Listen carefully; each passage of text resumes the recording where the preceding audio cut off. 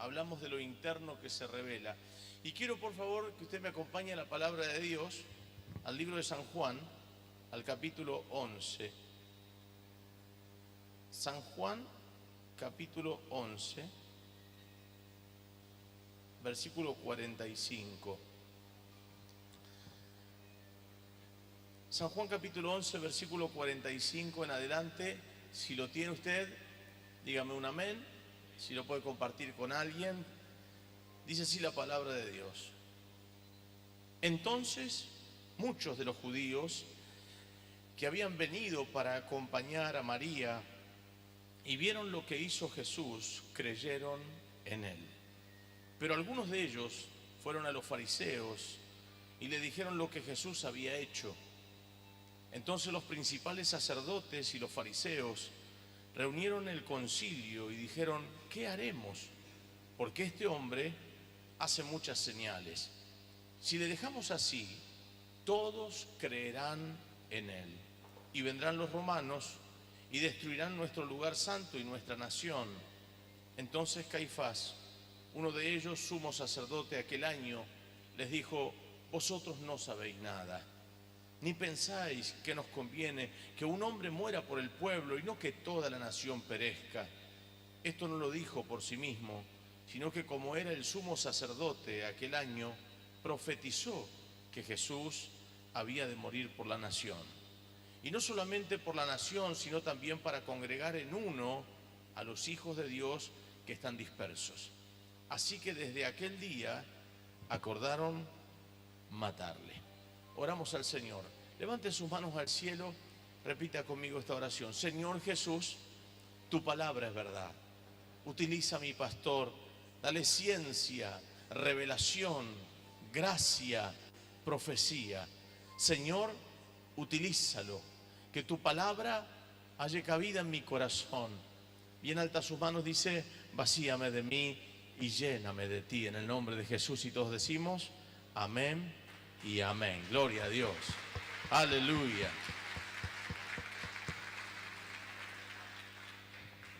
Hoy quiero hablarles sobre lo interno que es revelado ante los ojos de la gente y la religión que se disfraza para destruir al Dios hecho carne. Ustedes saben que la palabra de Dios dice que de la abundancia del corazón habla la boca. Cuando hay algo en el corazón de alguien, no lo puede retener para siempre. En algún momento va a decir lo que está en su corazón. Y cuando hablamos continuamente sobre algo, es porque ese algo está en nosotros. Es como cuando uno ve el gesto, después del gesto vienen las palabras, ¿no? Porque uno puede hacer un gesto que molesta, por ejemplo, ¿no? Hasta que un momento el gesto ya pasó y usted empieza a hablar lo que siente. Recuerde esto: cuando alguien gesticula algo, no va a faltar mucho tiempo hasta que lo diga, porque luego del gesto vienen las palabras. Mire que está al lado suyo, a ver qué gesto le hace. Hay gestos y gestos, hay gestos lindos, hay gestos malos, hay gestos que uno los puede interpretar, pero lo cierto es que después del gesto siempre vendrán las palabras. Y nos encontramos con Jesús, que está Dios produciendo grandes milagros a través de su vida. Jesús, el Verbo hecho carne, el Dios hecho carne, la palabra revelada. Jesús está predicando el evangelio del reino de los cielos y la gente comienza a ser transformada. Los enfermos son sanados, los cautivos son libres, los muertos resucitan, las familias se restauran, los que están poseídos son liberados, y nos encontramos con un Jesús que trae una revolución espiritual, un avivamiento en tiempos de abandono espiritual o de costumbrismo espiritual. En ese momento la manifestación de la gloria de Dios se hace presente a través de la vida de Jesucristo. ¿Y qué hacen los judíos? Como les dije la vez pasada, los judíos son entonces una colonia del Imperio Romano, el Imperio del Hierro. Ellos necesitan el aval romano para matar, decía los otros días. Necesitan la autoridad que les permita que ese reino que los subyuga les dé vía libre para condenar a alguien y llevarlo a la cruz o matarlo. Sí tienen libertad, una libertad religiosa llena de costumbrismos, pero sin visitación del Espíritu. Así que las sinagogas quedaban vacías, o por lo menos se llenaban cuando Cristo estaba en la sinagoga. Pero Jesús caminaba y las multitudes lo seguían, ciudades enteras eran conmovidas, todo el mundo del boca a boca llegaban a ir a Jesús, sus familias enteras, hasta dice la palabra de Dios, que pasaban días sin comer, sin volver a su casa. Pero Jesús estaba ahí. Y entonces, ¿qué traman? Ellos traman una estrategia para matar al Hijo de Dios. Acompáñenme por favor al versículo 49, versículo 48 en adelante. Dice, si le dejamos así, todos creerán en él. Ahí hay una puja de religión. Están los religiosos diciendo, si esto sigue así, nos vamos a quedar sin nadie. Si le dejamos así, todos creerán en él. Y vendrán los romanos y destruirán nuestro lugar santo y nuestra nación. Entonces Caifás, uno de ellos, sumo sacerdote aquel año, le dijo, vosotros no sabéis nada, ni pensáis que nos conviene que un hombre muera por el pueblo y no que toda la nación perezca. Está hablando de la muerte de Jesús. Versículo 53, así que desde aquel día acordaron matar a Jesús. Y se hizo un complot desde la clandestinidad para destruir a Jesucristo. Ellos tramaban, de una u otra manera, tramaban cómo hacer para destruir a Jesús. Es más, si usted lee los versículos siguientes, usted se va a encontrar con que ellos están esperando que Jesús aparezca en Jerusalén, porque era el tiempo de la Pascua. Ellos estaban esperando que aparezca para destruirlo, para prenderlo, para tener con qué acusarlo, y por supuesto esperando la autorización romana para destruir a Jesús. La religión está vestida de muerte y la estrategia de matar a Jesús está en la misma religión. Necesitaban esa aprobación y estaban cerca de la Pascua. Si ustedes recuerdan la Pascua es la liberación que se festeja del pueblo de Israel de la esclavitud de 4 siglos, estar bajo el yugo de los egipcios. Y aquel momento donde pintan los dinteles de las puertas con la sangre del cordero en la muerte de los primogénitos, es la Pascua, la liberación de la esclavitud. Por eso Cristo es nuestra Pascua. Cristo es quien nos liberta de la esclavitud del pecado. Cristo es aquel que nos da esperanza, el que nos da vida. Y en ese tiempo estaban los religiosos tratando de matar a Jesús porque veían una amenaza en él, donde todas aquellas personas que se acercaban terminaban creyendo en Jesús. Así que esa estrategia comienza a ser evaluada por ellos y buscan el momento para destruirlo. Ahora luego, no es solamente con Jesús. Por eso la gente no quiere que, o mejor dicho, el mundo espiritual no quiere que la gente conozca a Jesús. Fíjese usted, cuando hay que predicarle a alguien del Evangelio, hay gente que resiste a Jesús. Hay gente que no le gusta de Jesús, no quiere que les hablen de Jesús. Pero sin embargo, Jesús siempre de una u otra manera con quienes tiene planes, sigue y sigue y sigue insistiendo a través de un compañero de trabajo, de un pariente, de alguien que te quiere, de un amigo. Alguien siempre va a estar predicándote el Evangelio. Así que como Jesús es la amenaza, la idea es destruirlo. Pero no solamente con Jesús. Yo quiero que usted me acompañe al libro de San Juan también, capítulo 12, versículo 9. Nos encontramos con otra situación que Jesús había hecho y que había, por supuesto, llamado la atención de muchas personas. El versículo 9 del capítulo 12 dice, gran multitud de los judíos supieron entonces que Él estaba allí, que Jesús estaba allí.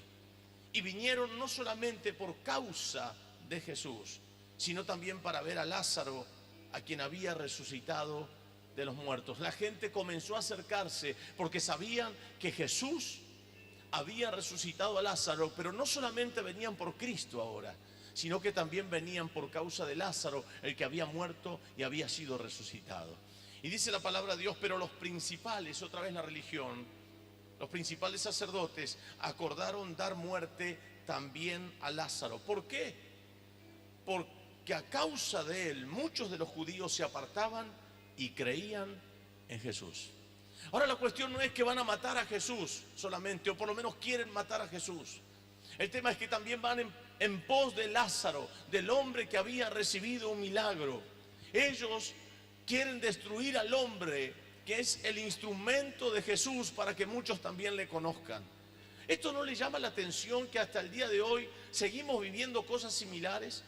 Personas que de repente sabían que usted estaba muerto y yo estábamos muertos en nuestros delitos y pecados.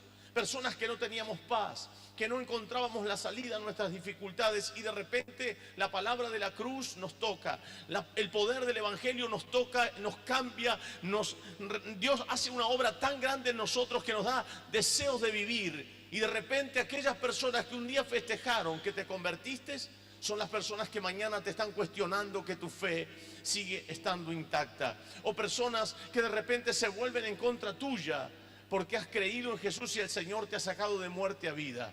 Oiga, ¿cómo puede ser? ¿Cómo se puede entender?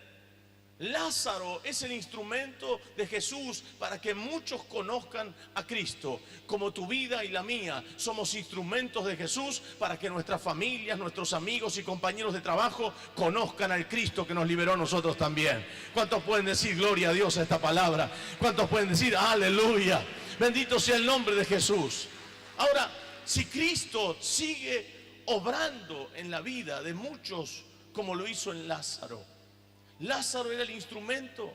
Ahora dice la palabra de Dios que por causa de Lázaro muchos de los judíos se apartaban y creían en Jesús. Y entonces los principales sacerdotes acordaron dar muerte a Lázaro. Dígame si no te encontrás con momentos donde no quieren que prediques el evangelio. En estos años que pasaron tuve la bendición de ir a Bolivia, algunos lugares donde prediqué la palabra de Dios, y en Bolivia se me abrieron puertas enormes, grandísimas. No de ir a predicar a una iglesia, fui, por la gracia de Dios, el expositor principal de la organización religiosa evangélica más grande de Bolivia, de las Asambleas de Dios de Bolivia. Todos los pastores del país se juntaron en Cochabamba, y ahí estuve predicando en las asambleas nacionales durante 3 noches. La primera noche recuerdo que los pastores pasaron al altar y les hablé del perdón, y se pedían perdón entre ellos y lloraban, se abrazaban. Pastores que hacían muchísimo tiempo que no se hablaban, empezaron a hablarse en reuniones como esas. Yo sin saber los problemas internos que había entre algunos pastores, pero Dios hizo una obra extraordinaria en Bolivia, Cochabamba. Fueron 3 días de gloria, hermosísimos. Así que prediqué ante miles de pastores, y luego tuve la bendición de ir a predicar en reuniones regionales. Me empezaron a llevar por Sucre y diferentes lugares, llevando la palabra de Dios a sectores de pastores, y ahí estuve ministrando un tiempo bastante largo por Bolivia. Y entonces, al rodearme de tantos pastores y ministrar, los pastores vienen y porque también necesitamos los pastores contar nuestras cosas. Así que venían y me contaban su situación, y yo veía a veces las cosas que no son tan relevantes, cómo nos separan. Por ejemplo, te separás y te sentás fuera del que está al lado tuyo porque tiene zapatos verdes, por ejemplo, ¿no? No me gustan estos zapatos verdes, me corro para el otro lado. Cosas que no son relevantes, sonceras, tonterías, que no hacen a la salvación del alma. Por ejemplo, algunos son más fervorosos que otros. Algunos creen en el Espíritu Santo de una manera, otros no creen tanto de esa manera. Algunos están con el movimiento apostólico, otros no. Algunos trabajan con células, otros no, pero no es relevante hacia la salvación. Y a veces esas tiranteses, ¿no? De que no, en mi iglesia se hace esto, en mi iglesia se hace aquello, mi pastor es mejor que el tuyo, predica más lindo que el tuyo, bueno, esas cosas, ¿no? Y eso me llamó la atención, ver cómo la iglesia estaba en esa condición. Hace muy poquito, ustedes lo habrán visto por las noticias y las redes sociales, Evo Morales sacó un decreto diciendo que no se le iba a permitir a la gente predicar el evangelio en las calles, que todo aquel que predique el evangelio iba a ser condenado, creo que entre 5 y 7 años de prisión. Así que todos los pastores, aquellos que estaban divididos por tonterías, se unieron para un fin común, y el fin común era orar para tener libertad de predicar el evangelio. Eso sí es importante. Y esta mañana di la primicia en el culto de la mañana que Evo Morales, después de haber visto a toda la iglesia orar, arrodillada en la plaza, los pastores convocaron ayuno y oración, se juntaron los que creen más en el Espíritu Santo y con los que creen menos, se juntaron los del apostólico con aquellos que no creían en el apostólico, se juntaron los de la célula con los que no hacían célula, se juntaron todos a orar por el bien común de ¿qué? De que el Evangelio sea predicado. Porque si hay alguien que no quiere que el Evangelio sea predicado, es el diablo. El diablo está frenando muchas veces la obra para que la palabra de Dios no crezca en los corazones.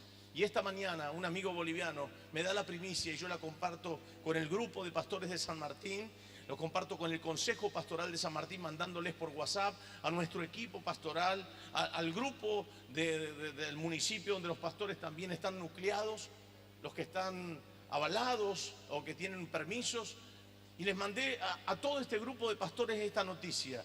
Evo Morales levantó el decreto, dijo que queda sin efecto y la iglesia puede predicar el Evangelio con libertad en todo Bolivia. ¿No es esto maravilloso, extraordinario? Ahora, ¿quién quiere que el Evangelio no sea predicado? El diablo. Y de una u otra manera te vas a encontrar con personas que te van a decir: no me hables de esas cosas, yo soy de tal o cual religión. O ya viene el loco, ya viene el evangélico, ya viene el aleluya, ahí viene. La gente no entiende que detrás de esas cosas hay un mundo espiritual que se mueve desde la clandestinidad. Los religiosos que querían frenar a Jesús, prenderlo, matarlo. Y ahí estaba el diablo detrás de todo eso, tramando desde la oscuridad, desde la clandestinidad. ¿Qué decir de Lázaro, un hombre que había sido resucitado por Jesús? Ahora le quieren volver a dar muerte para encerrarlo en ese sepulcro otra vez. Gente que lo único que quiere es ser instrumento sin darse cuenta muchas veces, y algunos sí y otros no, de que somos muchas veces aquellos que impedimos que la palabra de Dios crezca y se desarrolle. Nosotros somos aquellos que hemos puesto la mano en el arado y no miramos hacia atrás. Somos de aquellos que vamos a predicar el Evangelio, le guste a quien le guste y le cueste a quien le cueste. Somos de aquellos que entendemos que no nacimos para volver atrás, sino que tenemos los ojos puestos en Jesús, el autor y consumador de nuestra fe. A Él le servimos, a Él lo amamos y en Él estamos firmes predicando el Evangelio de Jesucristo. ¿Cuántos dicen amén? Bendiga su nombre. ¡Aleluya! Los principales sacerdotes estaban acordando matar y dar muerte a Lázaro. Ya no es solamente Jesús, es aquellos que habían estado con Jesús y habían recibido un milagro. No espere que todo el mundo lo aplauda. ¿Cuántos son resistidos por predicar la palabra de Dios? ¿Quién se cree que lo resiste? Los otros días, en estos días, fui a un velatorio, era de noche, fui con mi esposa y mi niña. Voy a dar una palabra de esperanza. Cuando estoy ahí me encuentro con algunos creyentes de otra iglesia y entonces me presento porque parte de la familia congrega acá. Así que les digo, si usted quiere, si a usted les parece, puedo compartir una palabra para despedir los restos y impartir paz a la familia, predicar el Evangelio. Así que aproveché esa oportunidad y como la gran mayoría eran católicos, hice rezar el Padre Nuestro. Después de rezar el Padre Nuestro, les hice aceptar a Cristo, a todos los que estaban ahí con su mano en el corazón. Después de hacerlo aceptar a Cristo, bueno, prediqué, les di un pasaje bíblico sobre la vida, sobre la muerte, sobre muchas veces cómo nos comportamos ante la pérdida y el desarraigo.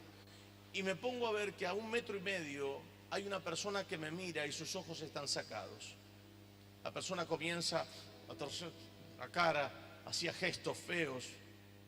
Y me doy cuenta que no es un problema de un tic nervioso, que no es que le pica la nariz, sino que esa persona está atada. Muchas veces no nos damos cuenta que detrás de gestos, detrás de cosas, detrás de reacciones, puede estar el mundo de la oscuridad manejando una vida como si fuera una marioneta. A veces hay personas que juegan al Evangelio, que no tienen la firmeza de decir yo sé en quién he creído. Hay un mundo espiritual que no estamos viendo, pero que existe y es más real de lo que nosotros podemos imaginar. El apóstol San Pablo en el libro de Efesios dice que no tenemos lucha contra carne ni sangre, sino contra principados, potestades, contra gobernadores de las tinieblas de este siglo, contra huestes espirituales de maldad en las regiones celestes. Mi lucha no es contra mi hermano, mi hermana, aquel que se portó mal, porque puede haber cuestiones personales donde vemos que hay personas que no han desarrollado su madurez espiritual todavía, personas que les cuesta, personas que tienen que aprender, personas que todavía están en el proceso de la transformación. Pero a veces tendríamos que interpretar qué hay detrás de eso. ¿Quién es la persona que quiere frenarte? ¿Quién es realmente lo que hay detrás de esa actitud, de esa reacción, de esa manera de hablar, de esa manera de mirarte? ¿Qué había detrás de la religión? En vestimentas parecía que eran puros, que eran santos. Aparentemente ante la vista de la gente eran hombres respetados, pero dentro eran lobos rapaces. Dentro eran sepulcros blanqueados, por fuera eran lindos, pero por dentro estaban podridos. Eran personas que tenían apariencia de piedad, pero negarán la eficacia de la misma. Personas que solamente aparentan, pero que se dejaban utilizar por el enemigo. Pastor, quisieron matar a Jesús, quisieron matar a Lázaro, pero quiero ir con ustedes a otro pasaje de la Biblia, cómo el enemigo también usa estrategias para matar a la generación de los santos. Apocalipsis capítulo 12, acompáñenme por favor. Apocalipsis capítulo 12. Este pasaje de la Biblia habla de la mujer y el dragón. El versículo 9 de la palabra de Dios dice: y fue lanzado fuera el gran dragón,